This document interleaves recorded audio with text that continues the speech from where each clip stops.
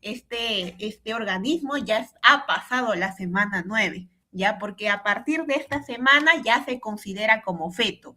Antes de esta semana se podría considerar como un embrión, como un blastocisto, entre otros, o un cigoto, entre otros, de acuerdo también al tiempo que ha pasado, ¿no? Pero en el caso del feto, chicos, entonces se les tiene que quedar que es a partir de la semana 9, ¿ya? ¿Y por qué se va a caracterizar? Principalmente se caracteriza porque existe la maduración de los tejidos y órganos, y también existe un crecimiento muy rápido, ¿ya? Va a haber un crecimiento demasiado rápido en longitud, principalmente en el segundo trimestre, y en peso durante el tercer trimestre. Y esto también es un dato importantísimo, chicos. En el segundo trimestre el crecimiento es longitudinal, ¿ya? Mientras que en el tercer trimestre el crecimiento es en pesos, ¿ya? En el peso. Entonces, ¿qué es lo que tenemos que recordar? Principalmente el rango de semanas. Por ejemplo, ¿qué hito se presenta en la semana, la semana 9 a la semana 12? Principalmente tenemos el hito biológico, en donde principalmente vas a ver la diferenciación, ay, disculpen, la diferenciación de los genitales, ¿ya? Este es lo más importante que tienes que recordar con respecto a la semana 9 y a la semana 12. Por ejemplo, si te dicen o si te preguntan, una paciente que viene a consulta y más o menos refiere que tiene 11 o 10 semanas.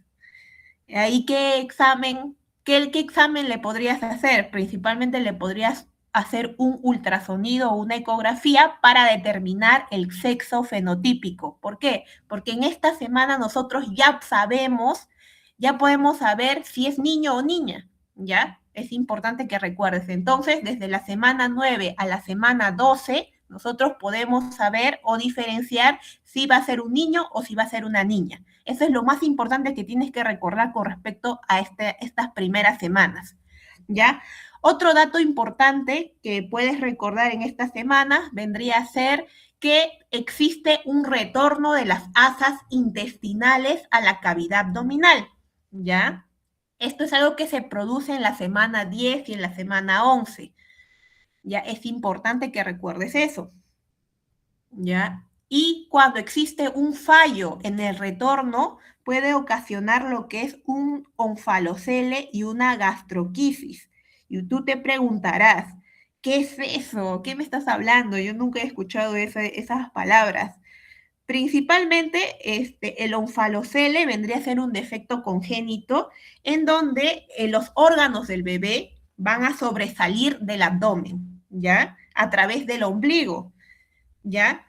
Y las gastrosquisis, de por sí, es un defecto congénito de pared, pero estos dos se diferencian. ¿Por qué? Porque el onfalocele tiene su membrana protectora y el gastroquisis no tiene una membrana protectora. ¿Ya? Esa es lo más importante que tienes que diferenciar. Onfalocele va a tener su membrana protectora, va a estar cubierto por un saco, mientras el gastroquisis no. Este defecto congénito, este bebé va a tener sus vísceras al aire, o van a ser al aire, literalmente, ¿ya? Esto es, cuando nace así un niño, es emergencia, totalmente emergencia la gastroquisis, ¿ya? Entonces, ¿qué más hay? ¿Qué más es un hito biológico dentro de la semana 9? Principalmente también tenemos que recordar que el hígado vendría a ser el sitio en donde, el sitio principal de eritropoyesis, ¿no? Ya eso es lo que tienes que recordar con respecto a esta semana. Ahora, te acordarás que cuando el niño se va desarrollando, chicos, cuando el niño se está desarrollando, la eritropoyesis de por sí va a empezar a cambiar. por ejemplo, desde la semana 3, para que los que no me entiendan, la eritropoyesis es cuando se están creando las células sanguíneas, ya es el proceso de creación de células sanguíneas, ¿ya? Ahora, ¿dónde comienza todo? En la semana 3 a la semana 8, en donde con la eritropoyesis de por sí está siendo encargado por quién? Por el saco vitelino. Ya eso, ten muy en cuenta eso. Entonces, la eritropoyesis comienza con el saco vitelino. Luego, desde la semana 8 o desde la semana aproximadamente 6, 7, este, va a ser principalmente el hígado. El hígado, el principal órgano de eritropoyesis, ¿ya? Desde la semana 10, más o menos, de 10 para adelante, ya se va transformando lo que es el vaso, una fase esplénica. La eritropoyesis está encargada por el vaso, ¿ya? Y a partir de la semana 18 en adelante, se va a producir la eritropoyesis en la médula ósea, que es algo que nosotros incluso ya luego de haber nacido, incluso ahorita de adultos, nosotros mantenemos eso. La eritropoyesis se realiza en la médula ósea, ¿ya?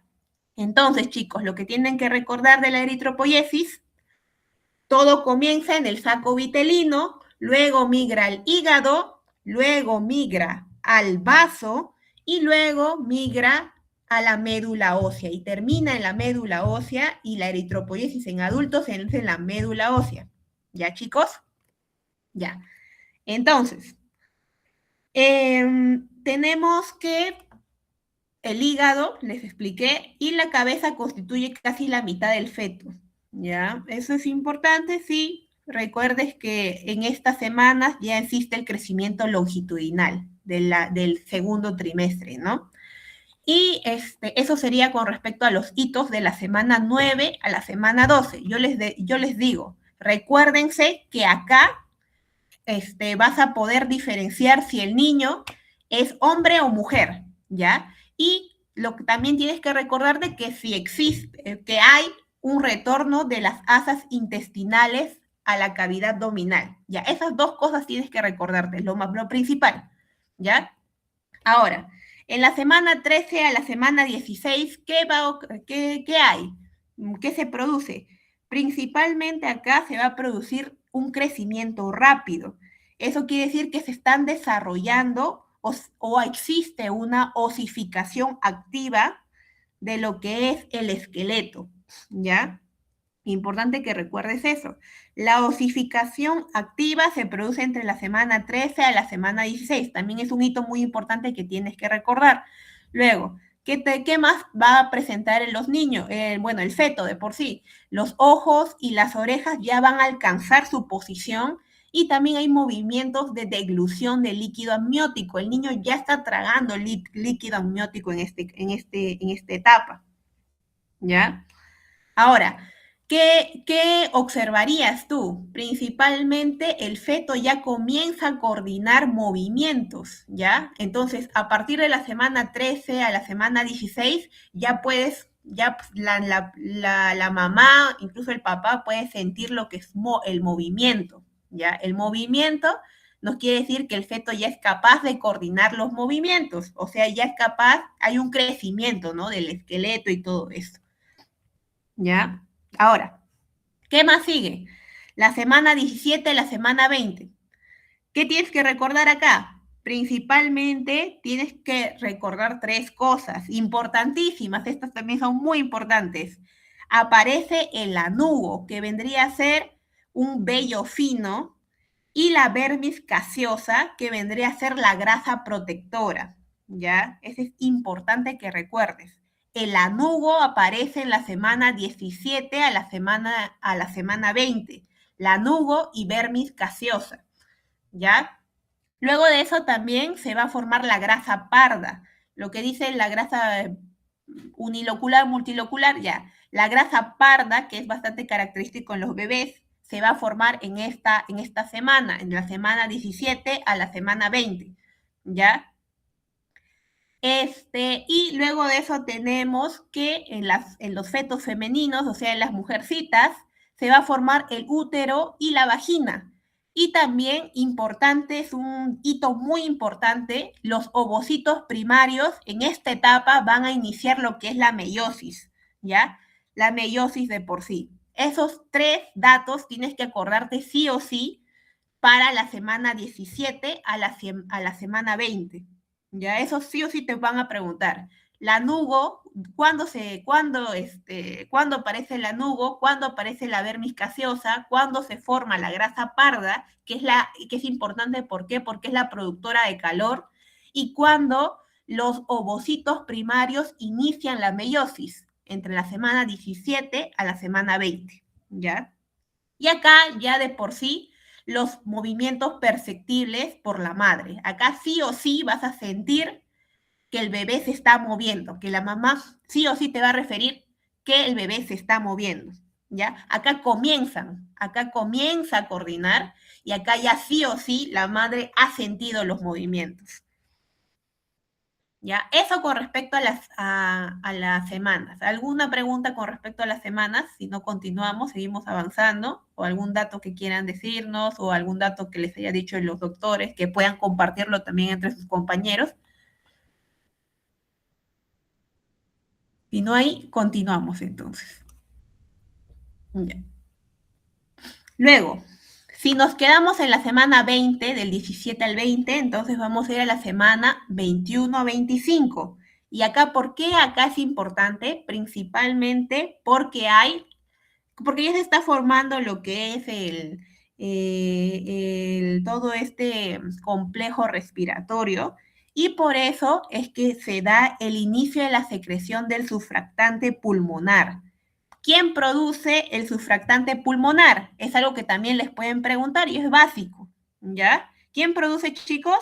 Los neumocitos tipo 2, ¿ya? Esto comienza más o menos entre la semana 22 a la semana 24. Los neumocitos tipo 2, chicos, neumocitos tipo 2 son los encargados de la secreción del surfactante pulmonar, ¿ya? Y luego, ¿qué más hay? Principalmente a partir de esta semana, a partir de la semana 24, este feto puede ser viable. O sea, imaginemos, ¿qué te quiero decir con esto? Que, por ejemplo, nace o por algún extraño motivo el feto llega a nacer, ya es viable. O sea, ya no se consideraría como un aborto, ¿ya? A partir de por sí, un aborto, que es algo que también lo van a ver, eh, lo van a ver, dentro de poco. Creo que mi siguiente compañera es la que va a dictar ese tema. Eh, para eso tienen que entender que el aborto es la pérdida fetal antes de las 22 semanas de gestación, ¿ya? Antes de las 22 semanas de gestación es considerado un aborto. El aborto es que el feto no es viable, no va a poder sobrevivir a pesar de que le demos calor, le demos todo, no va a poder sobrevivir porque sus órganos no están formados, ¿ya?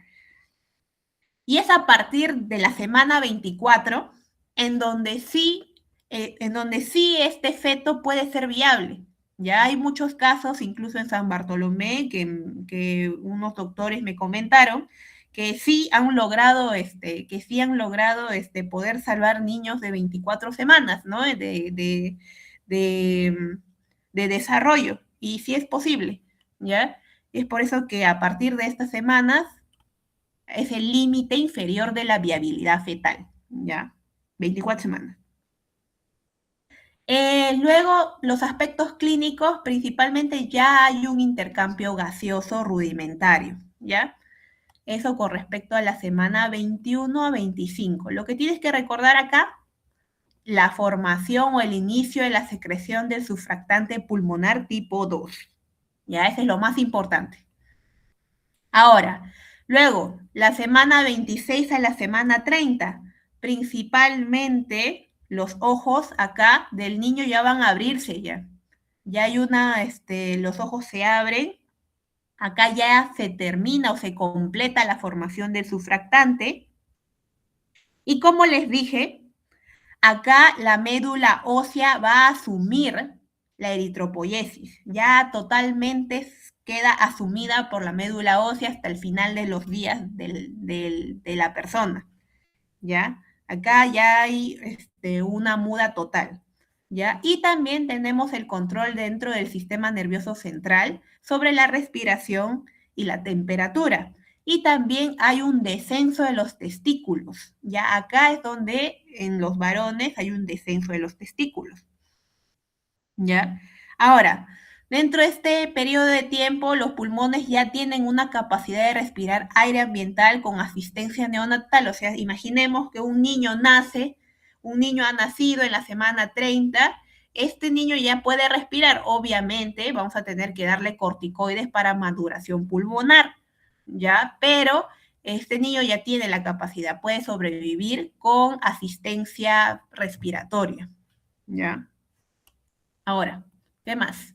La semana 30, la semana 34, ¿qué tenemos que recordar? Hay un reflejo pupilar presente a la luz, ¿ya? Y también hay un incremento notable de tejido adiposo blanco. Acá, en este periodo de tiempo, sí, el niño es bastante viable. Acá hay muchos niños que nacen en este periodo de tiempo y suelen tener buen pronóstico en lugares en donde hay asistencia neonatal, ¿ya? Porque también en los SERUM sí es un poco difícil y sí se tienen que referir, ¿ya? Ahora, ¿qué más tenemos que recordar? La semana 35 a la semana 40. Ya acá, el feto ya está listo para nacer. O sea, ya está listo para nacer. Pueden nacer en cualquiera de estas semanas. No va a ocurrir ningún tipo de complicación o algo por el estilo. Pero tienen que recordar algo, un dato muy importante que tienen que recordar es cuando se considera pretérmino y atérmino. Ya, eso es muy importante que se recuerden, chicos. ¿Cuándo se considera pretérmino? Cuando un niño ha nacido antes de la semana 37, se le considera como pretérmino, ¿ya? Luego, los que han nacido luego de la semana 37 son, ¿cómo se llama? Son a término. O sea, son niños que ya era su hora de nacer, ¿no? Ahora, lo que tienes que recordar acá, dentro de la semana 35 a la semana 38, tienes que recordar que el anubo que se había presentado en las semanas anteriores ya se encuentra ausente. Los testículos en la parte masculina, en los niños de por sí, los testículos en el escroto son palpables en el conducto inguinal, o sea, ya puedes tocarlos, ya puedes sentirlos, ¿ya? Y también hay un desarrollo, o sea, el feto tiende a sentir la luz, ya siente la luz y va a tener también un agarre firme, y lo que es el perímetro craneal y el abdominal se igualan. Cuando tú ves un bebé, eso lo van a ver en sexto año, cuando tú ves un bebé vas a ver que su cabecita es casi del mismo tamaño de su abdomen, ¿ya? Su cabecita es del mismo tamaño de su abdomen. O sea, el perímetro craneal y abdominal más o menos se igualan y ya mientras van creciendo ya se van diferenciando, ¿no? Y también, otro dato que también tienen que recordar es que cuando se considera, yo les hablé que cuando se considera pretérmino, principalmente antes de la semana 37, se considera pretérmino, un niño pretérmino, ya. Cuando se considera a término, se considera entre la semana 37 a la semana 42, ¿ya? Eso sí te pueden preguntar y ahí más o menos con estos datos para que te defiendas, ¿ya? En tu caso clínico, si el doctor Paz pone los casos clínicos, ¿ya? Ahora, ¿qué más tienes que saber con respecto a los hitos? Bueno, esos serían los hitos más importantes de por sí, ¿ya? Ahora, Veamos lo que es el crecimiento fetal. Esto sí o sí, chicos, apréndanselo con respecto a las semanas, porque sí o sí les va a prevenir una que otra pregunta. Quizás lo que está subrayado de negro son los datos más importantes. Eh, y traten de verlo, al menos si lo ven hoy día, mañana vuélvanlo a ver y pasado, no sé cuándo sea su examen, para que no se les olvide, porque esto es un poco más como que memoria, o tratar de recordar esos datos o esos hitos, ¿ya? Eh, ya, entonces continuamos con respecto al crecimiento fetal. ¿Y a qué nos referimos del crecimiento fetal? Ahora, principalmente lo que tenemos que recordar es que el crecimiento fetal normal es la expresión potencial genético del feto modificado por el ambiente materno, la función placentaria y la homeostasis fetal, ¿ya? Principalmente, este crecimiento fetal vendría a ser o es un desafío de por sí. ¿Por qué? Porque va a haber niños que crecen más de lo esperado, ¿ya? O va a haber niños o fetos que van a crecer menos de lo esperado. Y cuando crecen menos de lo esperado, también hay una diferenciación, ¿no? Como una restricción de crecimiento fetal por factores externos y un feto constitucionalmente pequeño, ¿ya? Son dos cosas distintas. Ahora, ¿qué más tenemos que recordar con respecto a esto? Tenemos que recordar que, como les dije anteriormente, el crecimiento longitudinal del feto va a predominar en el segundo trimestre, mientras que la ganancia ponderal se acelera exponencialmente en el tercer trimestre. Ay, a ver. Ahora, hablemos de fetos grandes, ¿ya? Y luego hablaremos de fetos pequeños, que vendría a ser ahí lo que he visto en sus PPTs, creo, ¿ya? Ahora, ¿qué es un feto grande? Se divide o este feto grande involucra dos conceptos, que vendría a ser grande para la edad gestacional y la macrosomía, ¿ya? Ahora, ¿qué es grande para la edad gestacional? Principalmente es el peso fetal estimado o peso al nacer mayor al percentil 90 para una edad gestacional específica, ¿ya? Existen tablas, ¿ya? Existen tablas que más o menos te dicen, en la semana tal, un niño tiene que estar dentro, tiene que pesar, no sé, en la semana 40 tiene que pesar 3.500 kilos, ya. 3.500, no, me estoy moviendo, 3.500 gramos, o sea, 3.5 kilos, ¿ya? Este, esto es lo normal, ¿ya? Lo normal es que un niño que esté más o menos en la semana 38, 40, esté pesando 3.5 kilos, ¿ya? Entonces se encuentra dentro del percentil normal, dentro del percentil 50. Estos son full tablas, o sea, en cada semana tiene su peso, ¿ya? Ahora, si este niño nace con 5 kilos, imaginemos que está con 5 kilos, cuando su peso normal debería ser 3.5 kilos, entonces es un peso muy elevado, ¿sí o no, chicos? Es un peso muy elevado que se encuentra por encima de los valores normales. Y cuando está por encima de estos valores normales, quiere decir que está por encima del percentil normal. Cuando el percentil, cuando el percentil esté por encima de 90, o sea, es un feto grande para edad gestacional. ¿Ya? No sé si me han entendido ahí, si tienen alguna duda o consulta me lo dicen ahí, porque sí es un poco complejo hablar de percentiles en este caso, pero a mí también en su momento me costó entenderlo. Pero si no tienen alguna pregunta, continuamos. ¿ya? Entonces ahí queda, con respecto a grande para edad gestacional. Ya ahí te dicen percentil de almendra para una edad gestacional específica. Ahora, ¿qué es una macrosomía? Principalmente, una macrosomía vendría a ser una definición absoluta basada en el peso. ¿Ya? ¿Qué nos quiere decir esto? Que un bebé macrosomo se define como un bebé que ha nacido con más de 4,5 kilos.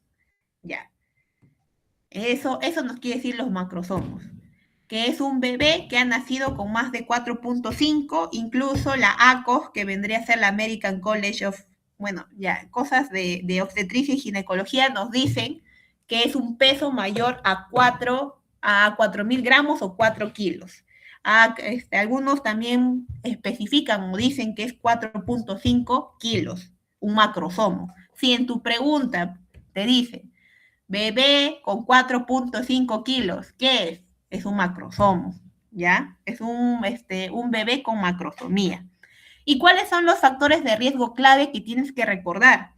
Principalmente, una mamá diabética te va a dar macrosomos, ¿ya? Un bebé gigante, grandote. Hace poco, ayer, creo que ayer, antes de ayer, el día lunes, vi que justo mi doctor de ginecología fue a dar una cesárea y ahí sacó un bebé gigantesco, ¿ya? Y es una indicación cuando un bebé macrosomo se ve en la ecografía, es indicación para cesárea, ¿ya, chicos? Ahora, eh, luego de eso también otro factor de riesgo clave para que un bebé nazca macrosomo, porque no es normal, esto no es normal, ¿ya? Es la obesidad materna. Una mamá gordita va a tener un hijo macrosomo, gigante, ¿ya? Y también un bebé postérmino. ¿Qué nos quiere decir que es un bebé postérmino? ¿Ya? Un bebé postérmino es aquel que está más de 42 semanas, ¿ya? Eso también es patológico y tenemos que tener cuidado, ¿ya? ¿Ya? Entonces, entonces los factores de riesgo chicos que recuerden para un bebé macrosomo, diabetes materna, obesidad materna y bebé postérmino. Lo más importante que tienes que recordar. Ya. Ahora, ¿qué tenemos que entender? Principalmente la hipótesis de Pedersen. ¿Qué vendría a ser esto? Es un modelo clásico para explicar la macrosomía en madres diabéticas, ¿ya? Que pueden ser, eh, que de por sí, ahí vamos a ver, más o menos para que lo entiendan, porque ahí en tu PPT creo que solamente ponían lo que es lo que es el factor insulino dependiente o factor uno, algo por el estilo, pero más o menos para que ustedes lo entiendan por qué se produce eso, vamos a explicarlo acá, ¿ya? Entonces, si la mamá tiene diabetes materna, o sea, tienes diabetes de por sí, esta mamá está en una hiperglucemia, ¿ya? Hiperglucemia, los niveles de glucosa se encuentran muy elevados, los niveles de glucosa, chicos, ¿ya? Entonces, existe un paso de glucosa por difusión facilitada, ¿ya? Entonces está a la placenta, ¿ya? Entonces, y yo les pregunto, porque es algo que lo han visto, lo están bien o lo van a ver, que vendría a ser en bioquímica, si mal no me equivoco. Este paso de glucosa por difusión facilitada a la placenta, ¿quién lo produce? ¿Quién lo produce? El GLUT1. El GLUT1 es el encargado de realizar la difusión facilitada a la placenta. Entonces, la mamá tiene mucho azúcar y mucha glucosa, ¿ya? Esto va a ocasionar que como hay mucha glucosa, por difusión facilitada, ¿cómo sería? Traspase la placenta, ¿ya? Trans, se, trans, se trasplaza, bueno, se mueve, pasa toda la placenta y va a haber una hiperglucemia fetal, porque la glucosa, como está pasando en la placenta, está chocando con el niño. Y el feto, como la glucosa está llegando en grandes cantidades, también va a haber una hiperglucemia fetal, ¿ya? Hiperglucemia fetal. Tienen que recordar eso, Ya, ahora, ¿qué más tienes que recordar? Eh, que esta hiperglucemia fetal de por sí, esta hiperglucemia fetal, va a ocasionar un daño o una alteración dentro del feto. ¿Y qué va a ocasionar? Que como el mismo feto está ahí y hay grandes cantidades de glucosa, las células pancreáticas, que son las encargadas de regular la glucosa, van a decir, hay mucha glucosa, tengo que competir, tengo que hacer algo. ¿Y qué van a hacer? Voy a generar más número de células pancreáticas, células beta, para poder luchar contra la glucosa que me está viniendo. Es por eso que existe la hiperplasia de células beta pancreáticas fetales, ¿ya? Las células beta pancreáticas fetales. Y eso va a ocasionar ¿qué? Va a ocasionar un hiperinsulinismo fetal. Va a haber mucha insulina en el feto, ¿ya? Ahora, como hay mucha insulina en el feto, esta insulina y el factor de crecimiento uno de insulino factor, bueno, les digo en inglés, insulino like growth factor 1, que es la IGF-1, que es lo que he visto en sus PPTs de ustedes.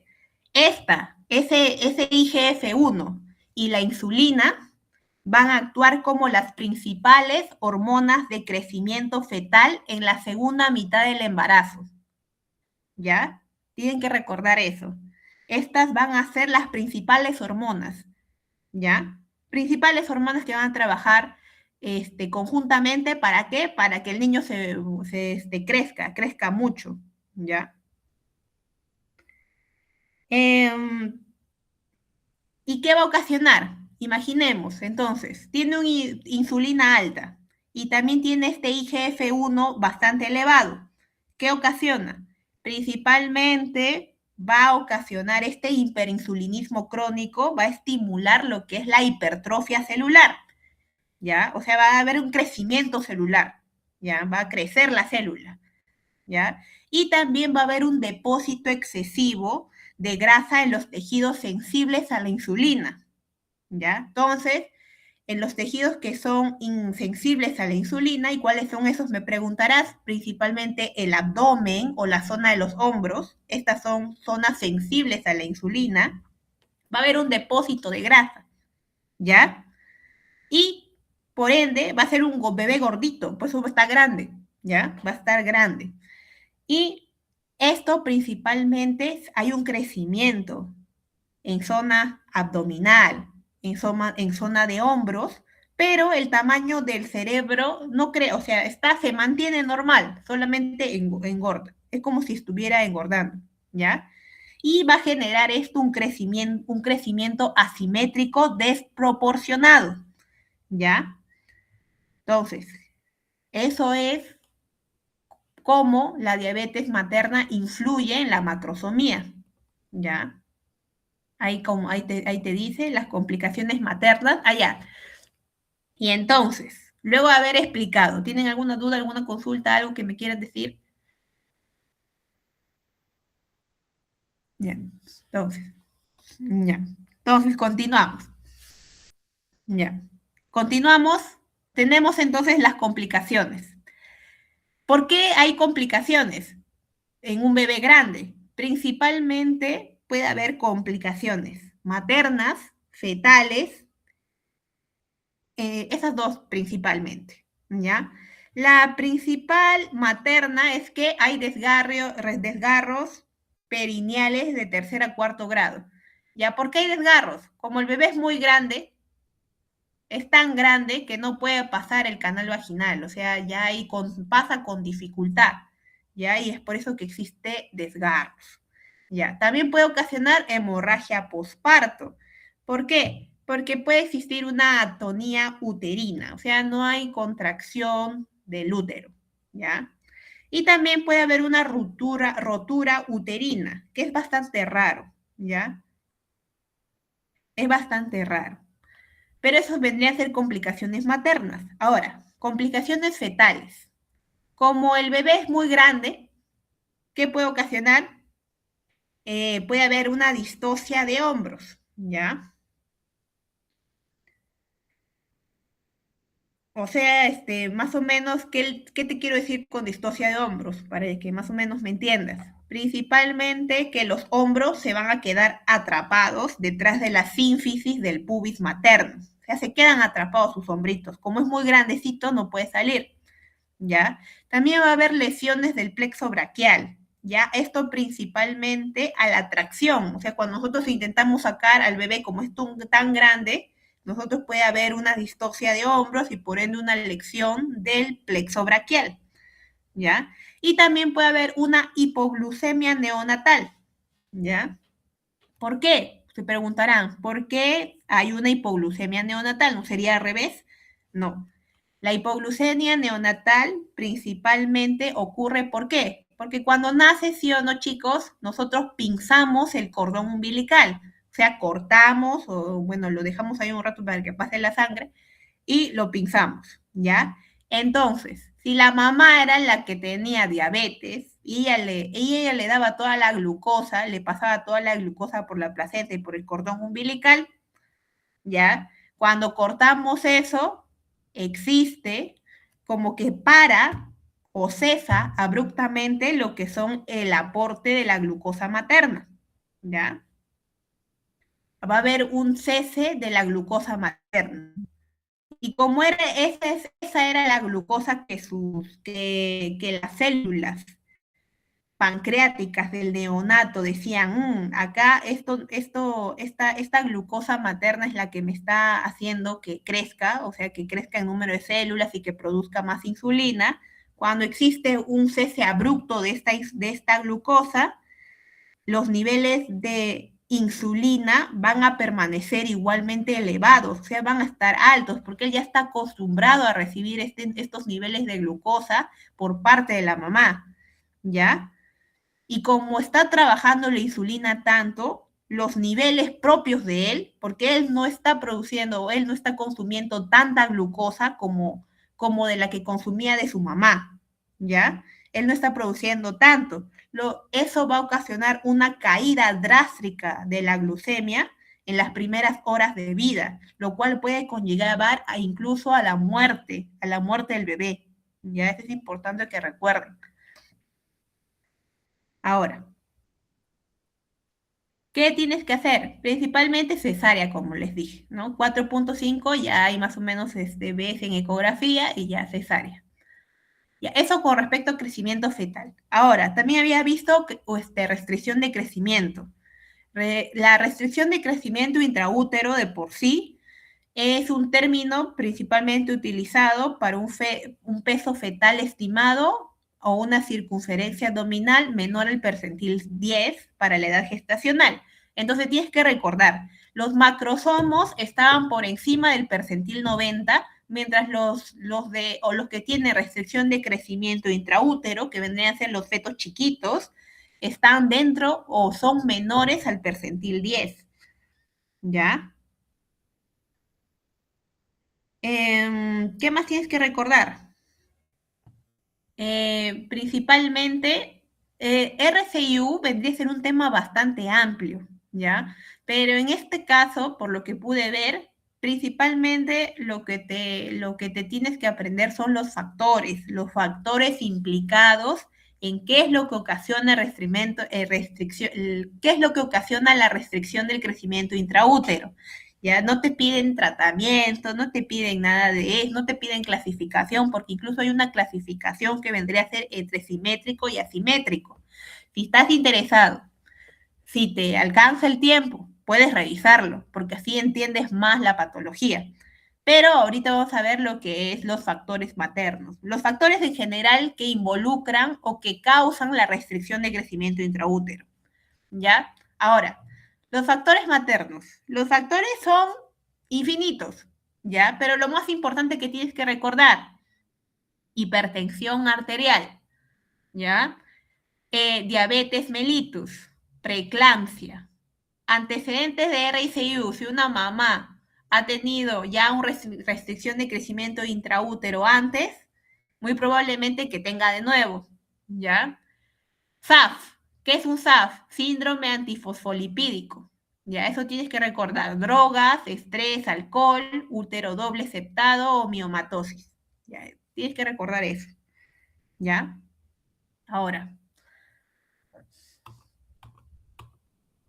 factores fetales. Tenemos lo que son cromosomopatías. Los factores fetales sí o sí apréndetelos todos. Cromosomopatías, infecciones TORCH. No sé si quieres saber qué son el TORCH. Principalmente vendría a ser o es un término que se va a utilizar principalmente para infecciones que pueden transmitirse de la madre al hijo durante el embarazo o el parto. Y estas infecciones van a ocasionar defectos congénitos en el recién nacido. ¿Ya? ¿Y qué significa TORCH? Te preguntarán. ¿Ya? TORCH, la T de toxoplasmosis, la O de otras infecciones, que puede ser sífilis, varicela o zika, ya eso también ocasiona, la R de rubiola, la C de citomegalovirus y la H de herpes simple, ¿ya? Herpes simple. Luego, algún tipo de malformación congénita también puede generar restricción de crecimiento intraútero y las gestaciones múltiples, ¿no? Cuando la mamá tiene muchos hijitos. Hace poco, hace 2, 3 semanas, había venido a consulta una mamá que había dado, o que tenía, o que esperaba cuatrillizos. O sea, sí pasa. Sí es, no es tan común, pero sí pasa, ¿ya? Ahora, cromosomopatías que tienes que recordar principalmente las cromosas de Patau, por ejemplo, que te generan restricción de crecimiento uterino. Luego también otra cromosomopatía, la síndrome de Down. Síndrome de Down también te da una restricción de crecimiento intraútero y el síndrome de Edwards. Ya esos son los principales que tienes que recordarte. Ahora, ¿qué más tienes que recordar? Factores placentarios, una placenta previa, una placenta creta. Más o menos para que me entiendas, te voy a explicar algo en general a grandes rasgos, porque cada una de estas es un tema en general, o sea, es bastante extenso los factores que te están diciendo ahí. La placenta previa vendría a ser que la placenta que generalmente se implanta, ¿no? Se implanta alrededor del útero. En la placenta previa se va a implantar justo en la zona baja del útero, lo cual va a cubrir el cuello uterino, ¿ya? Hay cubrimiento de este cuello uterino, lo cual va a impedir un parto, ¿ya? Y para esta placenta previa se requiere cesárea, ¿ya? Sangrado vaginal bastante. En cambio, ¿qué es una placenta creta? Me preguntarán. La placenta creta, la placenta se va a adherir tanto al útero que va a pasar las paredes del útero. Incluso existen otras denominaciones como percreta e increta, que la placenta incluso se puede pegar a la vejiga, ¿no? Se ha adherido tanto que ha llegado a la vejiga. Es mucho cuidado tener con eso. Ya luego de la inserción anormal del cordón y la insuficiencia placentaria. ¿Ya? Ahora, ¿estamos bien con restricción de crecimiento intraútero? ¿Todo correcto? ¿Algo más que quieran saber con respecto a este tema? Ya, creo que no les piden nada más dentro de sus PPTs. Si les piden algo más, avísenme, lo ponen en el chat para poder explicarlo. ¿Ya? Luego de eso tenemos el parto. ¿Qué tenemos que saber en el parto? Importante. El parto, bueno, el parto de por sí es cuando el útero empieza a realizar la actividad contráctil coordinada. Entonces ya acá el feto va a nacer. ¿Ya? Lo más importante, el feto va a nacer en el parto. Ahora, ¿qué mecanismos están implicados en el parto? Principalmente tenemos que recordar que este parto está regulado por muchas hormonas, ¿ya? Está regulado por muchas hormonas. Principalmente, ¿quién va a producir? ¿Quién es el que dice, quiero nacer? ¿El feto o la mamá? El feto, ¿sí o no? El feto, a través de señales neuroendocrinas de estrés biológico, que este estrés biológico está relacionado más que todo con hipoxia o maduración de órganos, ¿ya? Este estrés biológico va a ocasionar que el hipotálamo fetal, por ejemplo, está dividido en fases, ¿ya? La primera fase es la fase de activación. En la fase de activación, el eje neuroendocrino fetoplacentario, o sea, el feto, va a emitir señales. ¿De dónde emite las señales? Del hipotálamo, ¿ya? El hipotálamo fetal. Este hipotálamo va a, ¿cómo se llama? Va a secretar la CRH, ¿ya? Esta CRH, que vendría a ser, si mal no me equivoco, es la hormona liberadora de corticotropina, ¿ya? Importante, es un neuropéptido. Este hipotálamo va a secretar esta hormona, ¿ya? Este hipotálamo, al secretar esta hormona, va a llegar a la hipófisis fetal, que vendría a secretar la hormona ACTH, ¿ya? La ACTH, de por sí, vendría a ser la hormona adrenocorticotrópica, ¿ya? Esta adrenocorticotrópica producida por la hipófisis fetal va a llegar a la suprarrenal, a las suprarrenales fetales. Y estas van a ocasionar que van a secretar lo que es el cortisol, ¿ya? El cortisol y la dehidroepiandrosterona sulfato. Es difícil, sí, es complejo recordar eso, como la DEA, conozco la DAS, ¿ya? Esa suprarrenal genera la DAS, ¿ya? Y esta DAS y el cortisol van a llegar a la placenta. Y esta placenta es la que la convierte en estrógeno, ¿ya? O estriol. Ya, esa es la parte de activación. Todo comienza en el hipotálamo, ¿ya? Todo comienza en el hipotálamo fetal que dice, ya quiero nacer. Ya quiero nacer y voy a mandar mis hormonas para que me hagan caso, ¿ya? Ahora, fase de preparación. Principalmente existe una retirada funcional de progesterona y activación miometrial, ¿ya? Hay una elevación de la relación estriol-progesterona, ¿ya? Ahora, ¿qué tenemos que recordar acá? Es un poco complejo, yo lo sé, ¿ya?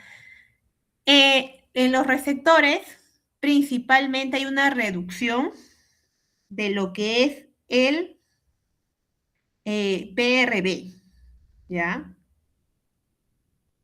Y también tienes que recordar que existe un incremento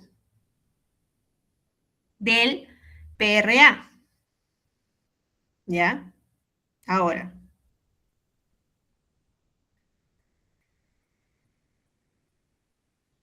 lo que tienes que recordar acá es que en el miometrio hay un incremento de las proteínas asociadas a la contracción, ¿ya? Este incremento de las proteínas asociadas a la contracción, como te está viendo que los niveles de estriol y progesterona están altos, va a ocasionar también un incremento de la conexina 43, que vendría a ser uniones GAP, ¿ya? Y hay un incremento también de la oxitocina, ¿ya?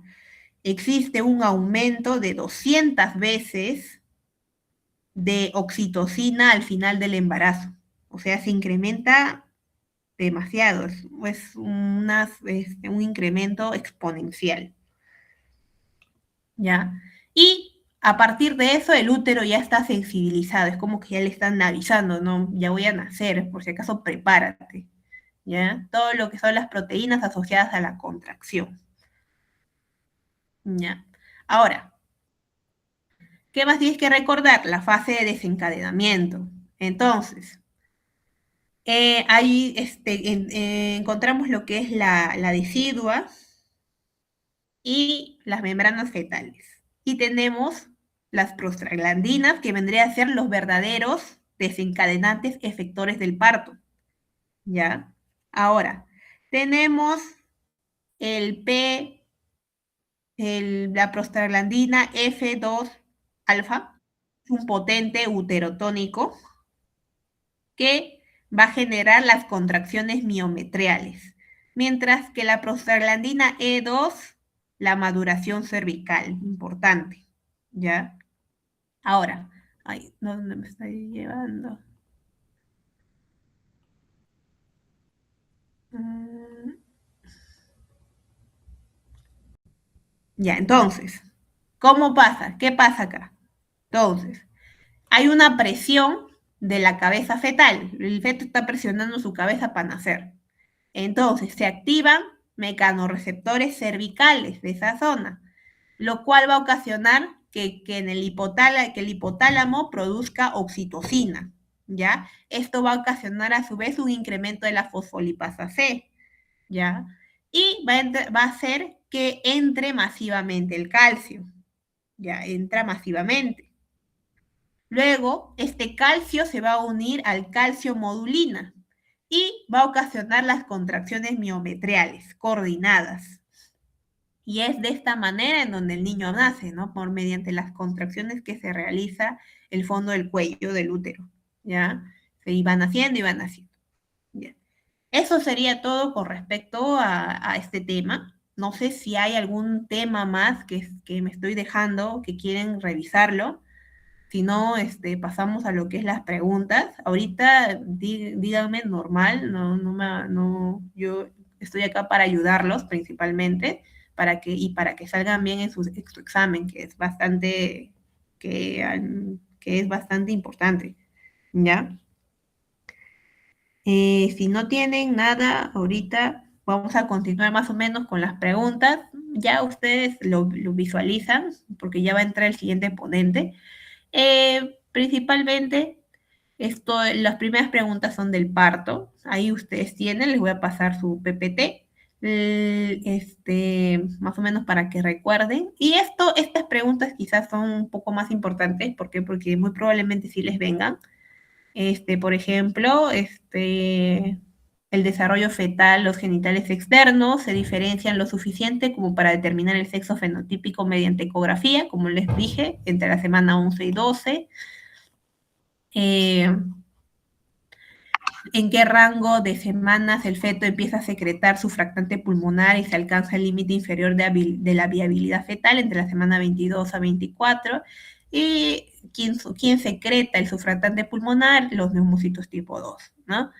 Eh, Principalmente, ahí te dan una palabra en inglés bastante utilizada para el USMLE, si estás interesado en ir allá. Ahí te dejo preguntas. La cronología de la eritropoyesis también es muy importante que recuerdes. ¿Qué estadios? También más o menos dale una leída a, a cómo es la formación del sistema respiratorio en los fetos. También dale una leída rápida o dile a chat o a esto que te haga un resumen rápido. Y luego de eso, cuál es, qué se utiliza principalmente o qué fármacos de elección se utilizan para acelerar la maduración pulmonar fetal, betametasona y dexametasona, y también cuál es el estímulo que desencadena lo que es la gestación, el estrés biológico importante, y qué andrógeno principalmente se utiliza como sustrato para sintetizar estriol, la bueno, la DEA, ¿ya? Hay más preguntas, si tienen algunas que otras consulta, pregunta, pueden decírmelo, tienen mi número. Eso sería todo con respecto a la parte de flashcards, del tema crecimiento fetal. Si tienen algún tema que quieran repasar ahorita, lo hacemos en 5 minutos. Si no, ya cualquier duda, cualquier pregunta que tengan, estoy atenta por el chat del grupo también del, de la ayudantía, ¿ya? Ya, eso sería todo, chicos.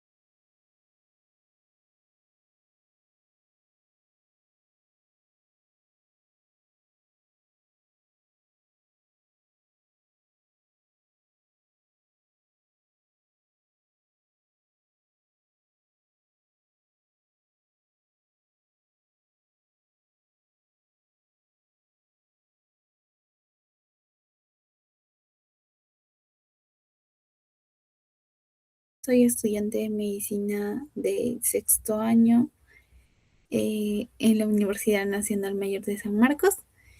Y bueno, este año también estoy llevando cursitos muy interesantes como ginecología y obstetricia. También estoy aprendiendo de esto y espero que mi repaso les pueda ayudar a ustedes también. El día de hoy vamos a tratar el tema de aborto, entonces espero que les guste. A ver, veamos. A veces pienso que otra persona está compartiendo la pantalla y dije siguiente. Ya. Primero vamos a definir qué es el aborto. Según la Organización Mundial de la Salud, el aborto va a ser definido como la interrupción espontánea o provocada. Espontánea quiere decir como algo natural, o provocada quiere decir que la madre pudo haberse, no sé, pues tomado un medicamento o algo para poder abortar. Ya. Y esta interrupción espontánea provocada de una gestación antes de las 22 semanas. Porque pasadas estas 22 semanas, eh, es, se denomina parto prematuro, ¿ya? Entonces, hasta las 22 semanas se considera aborto. Eso es muy importante tenerlo en cuenta. Eh, y esas 22 semanas se cuentan desde el primer día de la última menstruación normal. Ahora, también la OMS nos dice que el peso aproximado del producto que es parte del aborto es de aproximadamente menos de 500 gramos. El producto que pesa menos de 500 gramos, que tiene menos de 22 semanas en edad gestacional o que tenga menos de 25 centímetros de longitud. ¿Ya? Ahora, en cuanto a la epidemiología, es una de las patologías obstétricas más frecuentes y tiene una incidencia en aprox un 20%. Y es una de las causas de sangrado del embarazo más frecuentes en el primer trimestre. También es muy importante que tengan en cuenta eso. Y es también un problema de salud mundial, ¿no? Y es un problema de salud pública porque en muchos países el aborto no está legalizado como tal y a veces esto se practica de forma ilegal y pues ponen en riesgo la vida de la madre, ¿no? Y justamente acá la Organización Mundial de la Salud señala que más de 20 millones de mujeres se realizan cada año bajo condiciones inseguras este tipo de procedimientos y posteriormente hasta la mitad de las mujeres que se realizan este procedimiento van a requerir cuidado médico porque van a tener complicaciones como infecciones, entre otros. Y también cerca del 15 o 20% de la mortalidad materna en el mundo va a corresponder justamente a este aborto provocado. Y justamente en estos países donde es ilegal, ¿no? Ahora, el aborto se va a clasificar clínicamente en tres formas. Una, para clasificarlo por el tiempo. Hay uno que se llama aborto temprano y aborto tardío.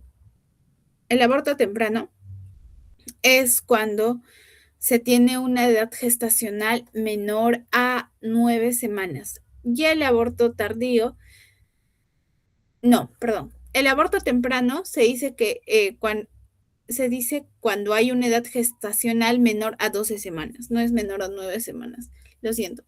Y el aborto tardío es cuando la edad gestacional es mayor o igual a 12 semanas.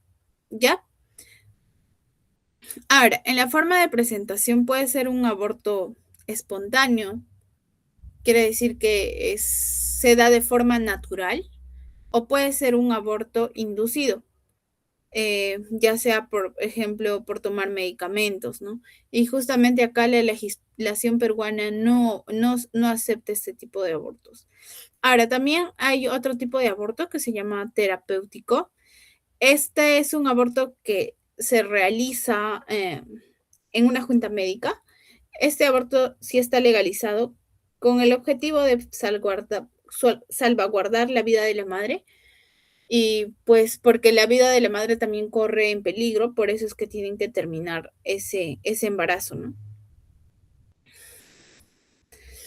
Ahora, el aborto espontáneo, ese que se da de forma natural, también tiene subtipos. Uno de ellos es el aborto en curso, es decir, el aborto que se está produciendo en ese momento. Se va a caracterizar, ¿por qué? Porque va a tener un dolor en la zona pélvica eh, que va a aumentar en intensidad y el sangrado es abundante, ¿ya? Al examen ginecológico, con la especuloscopía se puede observar, por ejemplo, un orificio cervical interno permeable, pero pueden estar aún las membranas íntegras, ¿ya? Y ahora, cuando hay una mayor actividad uterina y hay cambios cervicales mayores, por ejemplo, como en un trabajo de parto, ¿no? Que hay aborramiento y dilatación, y cuando las membranas ya se están rompiendo, este aborto que estaba en curso se vuelve inevitable. Entonces, diferencia entre aborto en curso y aborto inevitable es que en el aborto en curso, básicamente, las membranas todavía están íntegras, pero ya puede haber dolor pélvico, cierta clínica, pero en el aborto inevitable ya las membranas se han roto, hay borramiento, hay dilatación del cuello. Ahora, hay otro que es el aborto retenido. En este aborto retenido, pues el feto o el embrión, en ese caso, muere y se queda retenido en el útero sin haberse expulsado sus restos. Y acá se va a diagnosticar gracias a la ecografía, ¿no? Ahora, el aborto frustro también es un trastorno en el que el embrión muerto no va a ser expulsado del útero hasta 2 meses o más después de su muerte. Acá el útero, en ese tiempo, en esos 2 meses en los que ya falleció, bueno, murió el producto, va a disminuir, el útero va a disminuir de tamaño, los signos y síntomas del embarazo también van a disminuir. Y en el aborto frustro también los hallazgos ecográficos nos van a corroborar el diagnóstico.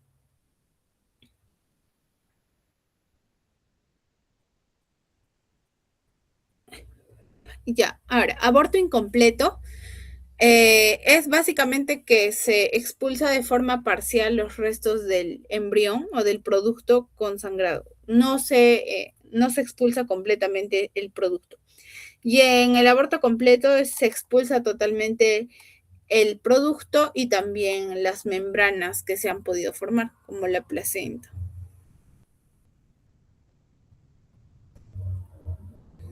Ahora, en cuanto a la etiología, van a haber muchísimos factores que pueden ser de causa fetal o cromosómica o también de causa materna, que van a producir ciertas alteraciones y van a llevar a esta pérdida del producto, ¿no? Eh, y en la mayoría de los casos, justamente estos abortos van a estar asociados a alteraciones cromosómicas y el cuerpo como por naturaleza intenta expulsar a esos embriones que no son viables. Entonces, dentro de los factores fetales, lo que nosotros vamos a observar principalmente en los productos abortados es que van a sufrir de cromosomopatías. Por ejemplo, las aneuploidías como trisomía 13, o el síndrome de Patou, trisomía 18, conocido como síndrome de Edwards. Entonces, básicamente, esas van a ser las causas más frecuentes, ¿no? También pueden haber tetraploidías, ¿no? Por ejemplo, lo normal es que un óvulo cargue 23 cromosomas y un espermatozoide también, pero ¿qué pasaría si un óvulo es fecundado por 2 espermatozoides? Ya no habría 46 cromosomas, ¿no? Sino habría 69 cromosomas. Ese es triploide. Este tipo de alteraciones no es compatible con la vida. De igual manera, las tetraploidías, que sería básicamente, a ver, 23 por 4, 80, 92 cromosomas aproximadamente. Entonces, este tipo de alteraciones no son compatibles con la vida y generalmente el mismo cuerpo de la madre lo expulsa. Ahora, también pueden haber abortos euploides. ¿Qué es un aborto euploide? Son los abortos de aquellos productos que cromosómicamente están bien, o sea, que tienen los 46 cromosomas normales, y generalmente este tipo de abortos suelen ser un poco tardíos, y acá en estos abortos euploides van a estar más influenciados por factores maternos, ¿no? Como su edad avanzada, eh, y también posiblemente por algunos factores paternos o por factores ambientales, ¿ya? Pero generalmente las aberraciones, como se conoce también, las aberraciones cromosómicas, generan abortos tempranos. Ahora, en cuanto a factores maternos, las infecciones están ahí en primer lugar, ¿no? Como causas de aborto. Por ejemplo, las infecciones por clamidia trachomatis, micoplasma, ureaplasma y también el complejo TORCH, ¿no? Que es la toxoplasmosis, la rubiola, el citomegalovirus, el herpes y otras infecciones como la sífilis. Entonces, por eso es muy importante que la mujer pueda hacerse un tamizaje de estas infecciones, ¿no? Para evitar estos abortos. También las enfermedades crónicas como la tuberculosis, la hipertensión arterial y las enfermedades autoinmunes como el lupus, ¿no? Que produce un síndrome, no sé si ustedes han escuchado, se llama el síndrome antifosfolipídico, y eso puede generar abortos precoces, ¿no? Y bueno, la mujer también podría llegar a ser una abortadora recurrente con el lupus. Me olvidé de comentarles sobre el aborto recurrente. El aborto recurrente es cuando una mujer ha tenido 3 o más abortos. Se le denomina abortadora recurrente. Ahora, también pueden haber causas endocrinas, ¿no? Las pacientes que tienen diabetes mellitus, hipotiroidismo, síndrome de ovario poliquístico, aunque ahora ya le han cambiado de nombre a este síndrome, también deficiencias de progesterona, entre otros, también van a hacer que sean susceptibles a abortar. Ahora, la nutrición. Las pacientes que son desnutridas severas también son predispuestas a tener abortos espontáneos. Las alteraciones uterinas, por ejemplo, la formación de leiomiomas, sinequias o malformaciones uterinas como tal, como el útero bicorne, didelfo, útero tabicado, podrían generar estos abortos.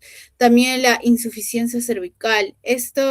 La insuficiencia cervical, justo me estaba olvidando, es una de las causas más frecuentes de abortos tardíos, o sea, de los abortos que ocurren en embriones de más de 12 semanas de edad gestacional. Y esta insuficiencia cervical generalmente se da porque a algunas mujeres se les hace un procedimiento que se llama conaje y esto es porque el cuello uterino ha tenido ciertas lesiones por el virus del papiloma humano, entonces se le hace este conaje eh, al cuello uterino y ya no queda igual. Y generalmente estas mujeres también por tener esa insuficiencia cervical suelen ser abortadoras recurrentes. Y bueno, también obviamente están los traumatismos, los accidentes. Y como les dije, los factores ambientales como el tabaquismo, el alcoholismo, la radiación y los factores paternos también pueden influir si hay cierta incompatibilidad inmune. Ahora, ¿cómo es el cuadro clínico? Primero, es obviamente una mujer en edad reproductiva que probablemente ha tenido su fecha de última regla, no sé, un mes antes. Luego, esta paciente va a presentar dolor en hipogastrios, también en la zona pélvica, sangrado vaginal y obviamente ella va a contar con el antecedente de que ha tenido retraso menstrual o ha tenido amenorrea. ¿Ya? Este dato es muy importante, preguntar. Eh, Ahora, también es importante tener en cuenta signos de alarma, ya que los abortos pueden complicarse con sepsis. Por ejemplo, si la madre tiene fiebre, llega a tener malestar general, y si en el laboratorio le hacen un hemograma completo y encuentran leucocitosis con desviación a la izquierda, eso quiere decir que están produciéndose muchos leucocitos para intentar eh, como que luchar con esa infección, por eso se producen muchos leucocitos. Entonces, esto nos podría decir que podría ser una posible sepsis. Ahora, también por este sangrado vaginal, la paciente va a llegar a perder bastante sangre. Entonces, esto puede llegar a darle un shock hipovolémico, shock hemorrágico, o sea, por pérdida de sangre hipovolémico, y esto generar en la clínica taquicardia, hipotensión. Ahora, también podría generar un abdomen agudo si es que eh, esa zona está infectada, ¿no? Y acá básicamente la paciente clínicamente va a tener los signos de irritación peritoneal, como por ejemplo un dolor a la descompresión cuando se toca el abdomen, abdomen en tabla, o también su sinónimo rigidez abdominal. Entonces, esto nos puede ayudar a sospechar que se está complicando su cuadro del aborto que tiene la paciente y podría llegar a tener una peritonitis también, ¿no? Eso se da sobre todo en embarazos ectópicos. Ahora, el deterioro neurológico obviamente también va de la mano con una complicación debido a este shock hipovolémico porque se está perdiendo sangre. Acá va a haber un compromiso del sensorio y alteración del estado de conciencia.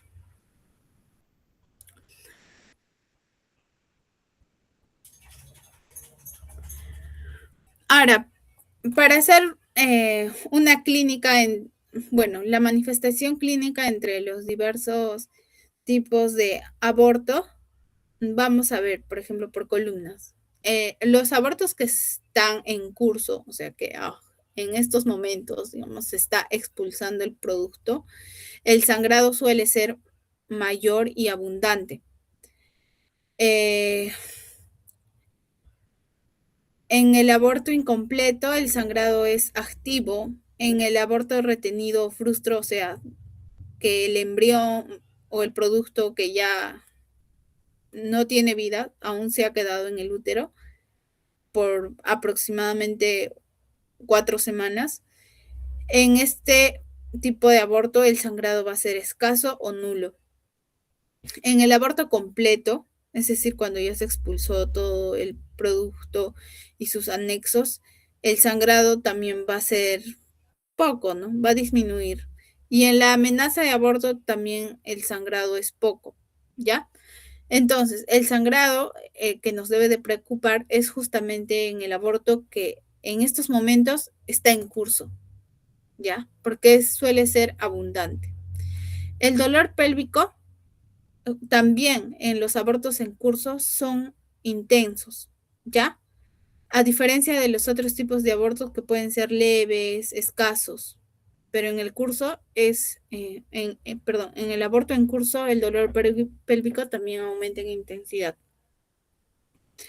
Ahora, el estado de la cervix en el aborto en curso, justamente porque se está dando el aborto, la cervix está abierta, está permeable y las membranas pueden estar rotas, ¿ya?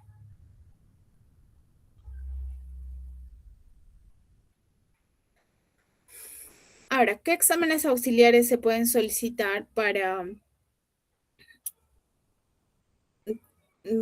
Ya, ¿qué exámenes auxiliares se pueden solicitar para diagnosticar el aborto? Es uno de los más importantes el laboratorio, ver el hemograma completo, cómo está la hemoglobina, cómo está el hematocritos, si la paciente necesita alguna transfusión sanguínea, porque como les dije, sobre todo en el aborto activo, que en curso, que se está dando en ese momento, va a perder bastante sangre. Por eso es que necesitamos saber cómo está su hemoglobina para poder transfundirle paquetes globulares. También el perfil de coagulación. Justamente los abortos sépticos, o sea, los abortos que están infectados, suelen generar un síndrome que se llama coagulación intravascular diseminada, y aquí se alteran los perfiles de coagulación. Por eso es importante pedirlos. También el grupo sanguíneo y factor RH, porque como les dije, la paciente va a estar perdiendo sangre y por lo tanto tal vez sea necesario transfundirle paquetes globulares y necesitamos saber su grupo sanguíneo para que haya compatibilidad. Ahora, también es importante pedirle la glucosa, la urea, la creatinina, las transaminasas, examen simple de orina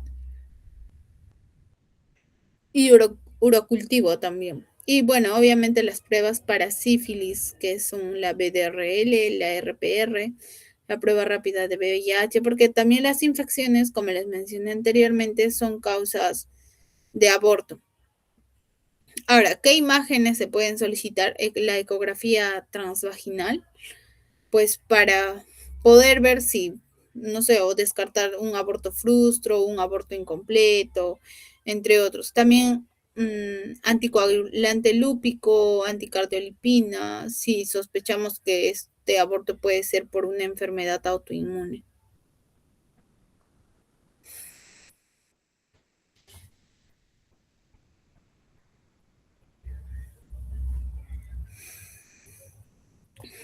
Ahora, para el tratamiento, ¿qué es lo que se debe de hacer? Siempre se debe de pensar en preservar la fertilidad futura eh, y prevenir este deterioro materno, ¿no? Como el shock hipovolémico.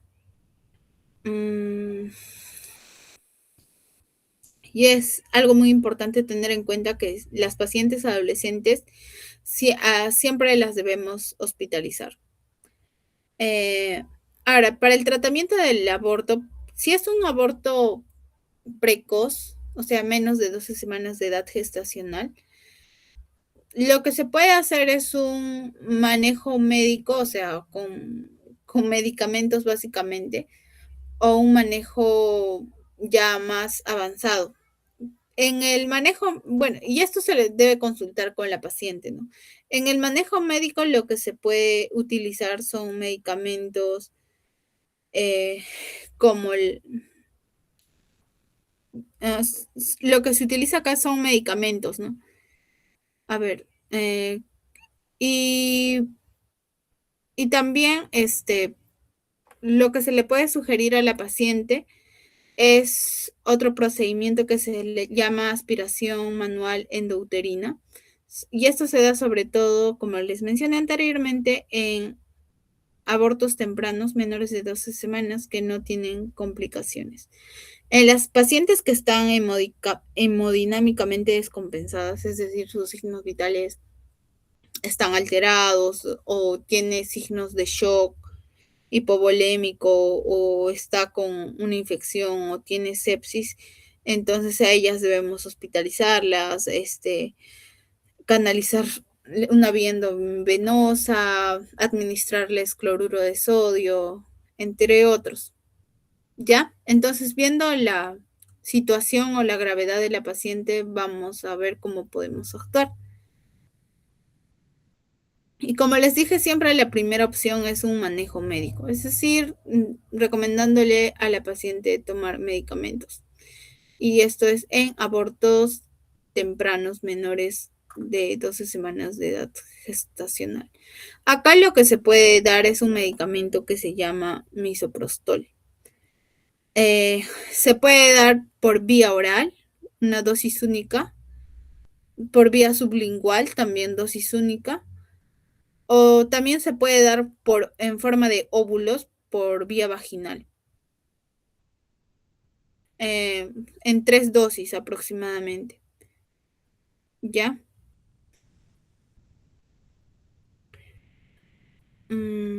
Ahora, para los embarazos que tienen más de 12 semanas, como les dije, acá lo más recomendable es realizar el legrado uterino.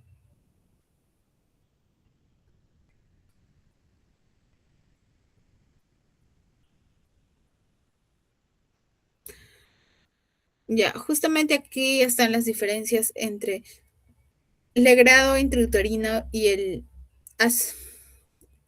AMEU, que es un aspirado endometrial uterino, ¿ya?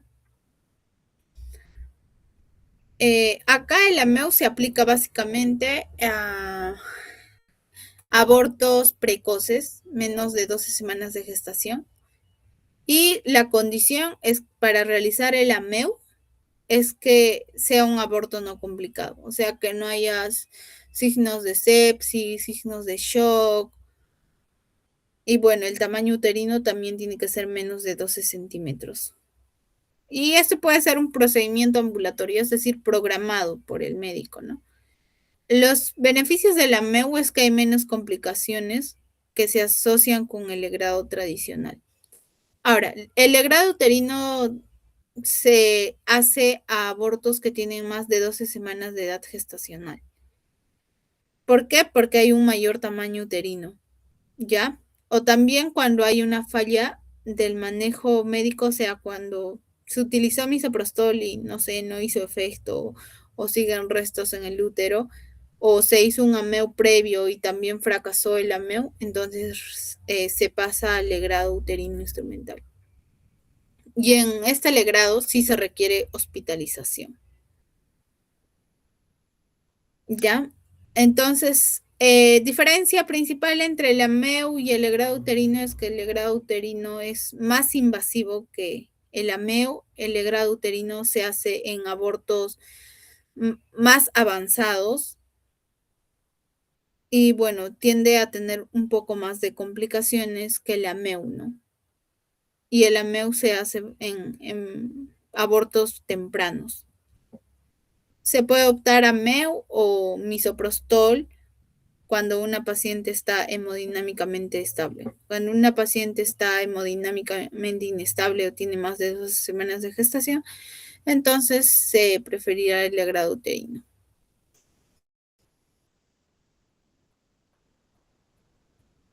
Y justo acá hay un flujograma bonito que nos dice, aborto, cuando solamente es amenaza de aborto, comprobar la viabilidad del producto. Y si el producto no es viable, entonces se le hace el manejo médico. Y el manejo médico que era básicamente el misoprostol, que puede darse por vía oral o vía vaginal. Si hay infección, antibiótico terapia. Ahora, si es un aborto en curso, es decir, un aborto activo que se está dando en este momento, se puede dar misoprostol de igual, para que este misoprostol ayude a la expulsión total del producto. Y luego de ello se puede realizar un legrado si es que aún hay restos o una revisión uterina. Ahora, si el aborto es retenido, está dentro del útero retenido, aún hay restos, si tiene menos de 12 semanas según la ecografía, se busca la maduración cervical, la dilatación y el aspirado endometrial uterino. ¿Ya? Si es mayor de 12 semanas, entonces también se hace acá la maduración cervical, se induce también con misoprostol y acá se busca la expulsión de feto a través del legrado uterino. Como les dije, el legrado uterino, recuérdense, se opta más en abortos mayores de 12 semanas de edad gestacional. AMEU es para abortos tempranos. En abortos incompletos se tiene que hacer primero una confirmación ecográfica. Si es menos de 12 semanas, lo mismo, ¿no? Pensar en el AMEU. Si es más de 12 semanas, el legrado uterino. Y por si acaso su antibiótico profiláctico. Si es un aborto completo, se debe de hacer la confirmación ecográfica y clínica. Acá se debe hacer un seguimiento con la hormona del embarazo, si está disminuyendo o no, porque debería de disminuir si es un aborto completo, y acá es un manejo expectante. Estas serían mis referencias. Y eso sería todo por mi parte. Muchas gracias por escucharme.